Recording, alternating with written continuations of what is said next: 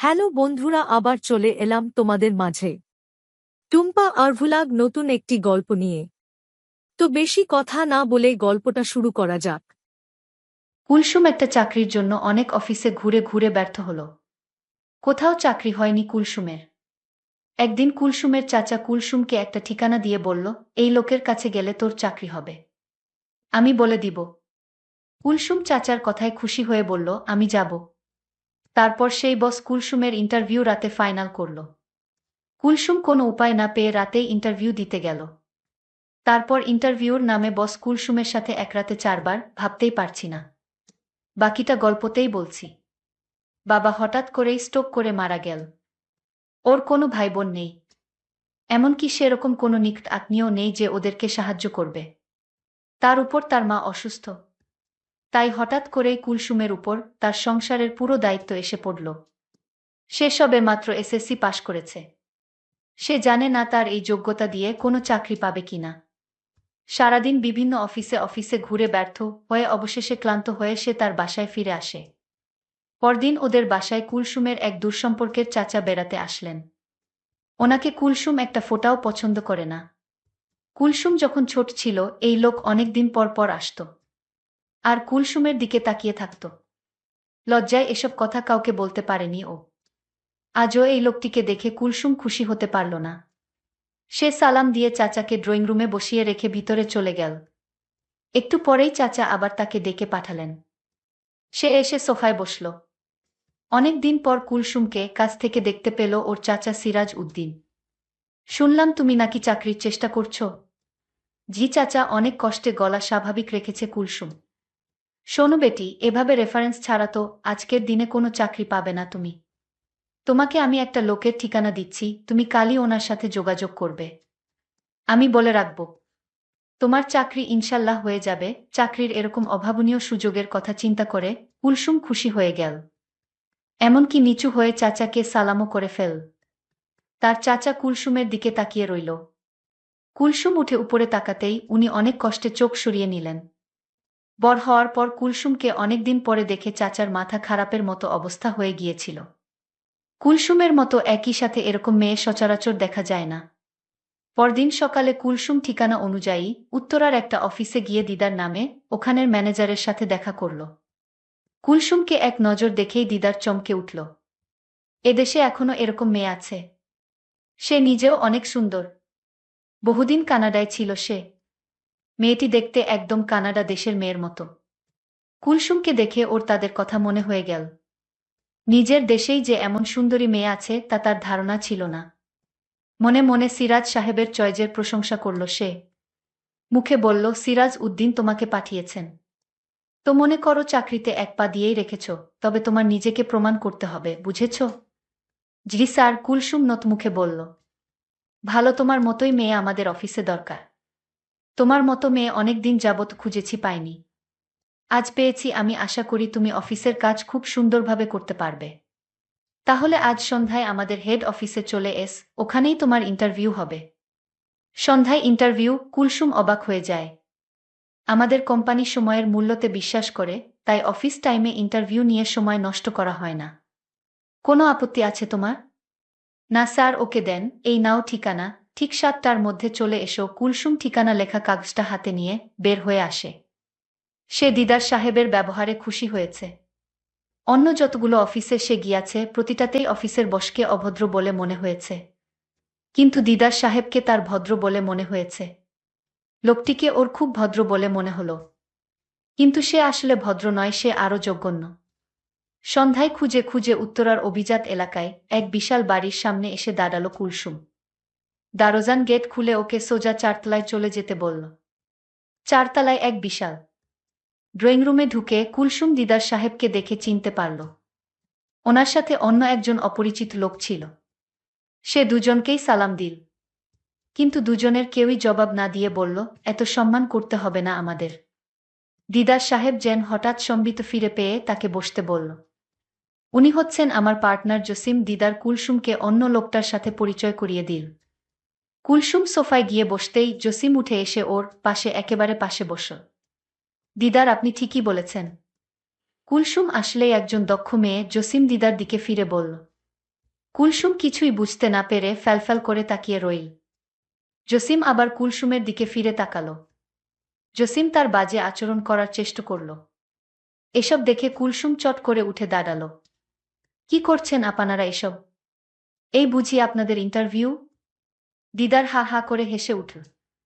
জসিমও হাসতে হাসতে বলল, আমাদের ইন্টারভিউ যদি তুমি পাশ করতে পারো তাহলে চাকরিটা তোমার কনফার্ম হয়ে যাবে। দিদার হাসি থামিয়ে কুলসুমের দিকে ফিরল। দেখো কুলসুম, এই যুগটাই হচ্ছে স্বার্থপরতার যুগ। তোমার চাকুরি দরকার, আর সে অনুযায়ী শিক্ষাগত যোগ্যতা বা অভিজ্ঞতা কোনটাই তোমার নেই। কিন্তু তোমার কাছে একটা কিছু চাওয়ার আছে। যদি তুমি আমাদের চাওয়া পূরণ করতে পারো তাহলে তোমার চাকরি নিশ্চিত হয়ে যাবে। এরপর থেকে তোমাকে আর কোনোদিন আমরা তোমার কাছে কিছু চাইব না। আমাদের এমন একটি ব্রাঞ্চে তোমার পোস্টিং হবে যেখানে আমাদের সাথে তোমার দেখাই হবে না। ভেবে দেখ, মাসে 20,000 টাকা বেতন। আমি ভেবেছিলাম কুলসুম মনে মনে খুশি হয়ে উঠবে। হাসালে দেখছি। কুলসুম বলল, দেখুন আমি কিছু দিতে পারবো না। যদি আমার যোগ্যতা অনুযায়ী আপনারা আমাকে চাকরিটা দেন তাহলে আমার খুব উপকার হবে। অফিসের বস বলল, এটা কি মামার বাড়ির আবদার যে চাইলেই চাকরি হয়ে যাবে?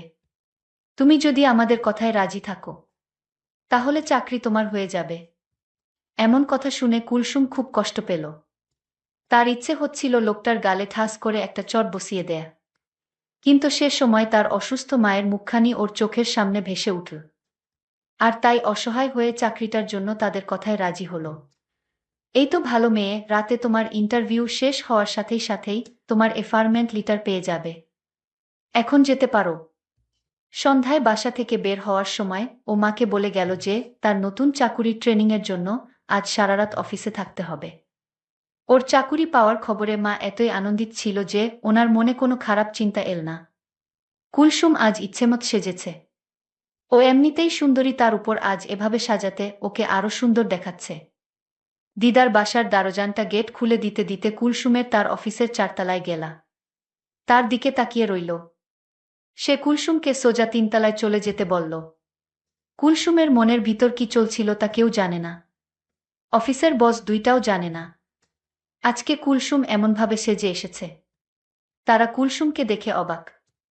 কুলসুম আজ মনে মনে সিদ্ধান্ত নিল যে করে হোক চাকরিটা আমার চাই।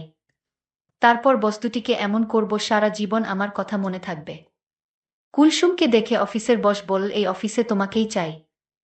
অফিসের বস বলল, তাহলে আমি আমার পার্টনারকে আসতে বলি। কুলসুম বলল, স্যার আমার একটা কথা ছিল। আপনারা আমার কাছে যা চাইছেন সেটা আমি এই মুহূর্তে দিতে পারবো না। আমাকে একটু সময় দিতে হবে। বস আমার কারণ জানতে চাচ্ছে কি কারণে এই মুহূর্তে হবে না। আমি বলেছিলাম, দেখুন আমার মা খুব অসুস্থ, আজ আমার বাড়িতে যেতে হবে। এমনও হতে পারে মাকে আজ হাসপাতালে নিয়ে যেতে হবে। বস বলল, তুমি আজ রাত এখানে থাকো, আমি তোমার মাকে হাসপাতালে নিয়ে যাওয়ার ব্যবস্থা করছি। আমি বসকে বললাম, আপনার ব্যবস্থা করতে হবে না। আমি বাড়িতে মায়ের অবস্থা বুঝে তারপর মাকে হাসপাতালে নিয়ে যাব। বস বলল, ঠিক আছে, আমি তোমাকে আজকের দিনটা সুযোগ দিলাম। কাল রাতে তোমার আসতে হবে। যদি কাল না আসো তাহলে তোমার চাকরিটা মিস হয়ে যাবে। ঠিক আছে স্যার, আমি কাল রাতে আমি আসব। আমি বাড়িতে গিয়ে দেখলাম মা খুব অসুস্থ। আমি মাকে নিয়ে দ্রুত হাসপাতালে গেলাম। ডাক্তাররা মায়ের পরীক্ষা করে দেখল মাকে সুস্থ করতে হলে সর্বনিম্ন 5 লাখ টাকা খরচ হবে। আর যদি সেই টাকা 24 ঘন্টার ভিতরে না দিতে পারি তাহলে মায়ের চিকিৎসা হবে না, আর মাও বাঁচবে না। আমি এখন এত টাকা কোথায় পাব? আমি মহাচিন্তায় পড়ে গেলাম। আমি কি করব বুঝতে পারছি না। আমার আপনজন বলতে কেউ নেই। আমি এখন কি করব? কোথায় যাব? কার কাছ থেকে এত টাকা পাব? ভাবতে ভাবতে প্রায় 12 ঘন্টা চলে গেল। আমি ভাবলাম আমি অফিসের বসের কাছে যাব, কারণ তাদের তো টাকার অভাব নেই। তারা আমাকে টাকা দিবে। কিন্তু 5 লাখ টাকা তারা কি আমায় দিবে? আমি তাড়াতাড়ি অফিসের স্যারের কাছে গেলাম। অফিসের বড় বস আমায় দেখে আমার দিকে অন্যরকম দৃষ্টিতে তাকিয়ে রইল। আমি কিছু বলবো সেই সুযোগটা আমায় দিচ্ছে না। আমি বললাম, বস আপনি এভাবে কি দেখছেন? বসের হুঁশ ফিরল। আমি বসকে বললাম, আমার টাকার দরকার। 24 ঘন্টার ভিতরে আমি যদি কাউন্টারে টাকা জমা না দিতে পারি তাহলে আমার মাকে বাঁচানো যাবে না। আমার পৃথিবীতে আপন বলতে কেউ নেই। আমি আপনাকে বলেছিলাম না, মা খুব অসুস্থ, আজ মাকে হাসপাতালে ভর্তি করে রেখে এসেছি। বস আমার কথা শুনে বলল, কত টাকা লাগবে? আমি বললাম, বস আমার মাকে বাঁচাতে 5 লাখ টাকা লাগবে। বস আমার কথা শুনে বলল, এত টাকা আমি তোমায় কিভাবে দিব? আমি বসের পায়ে ধরে বললাম, বস আমার মাকে বাঁচান, আমি আপনার সব কথা রাখব। 24 ঘন্টার ভিতরে টাকাটা জমা না দিতে পারলে আমার মাকে বাঁচানো যাবে না। আর তাই বলছি, আপনি একটা কিছু করুন।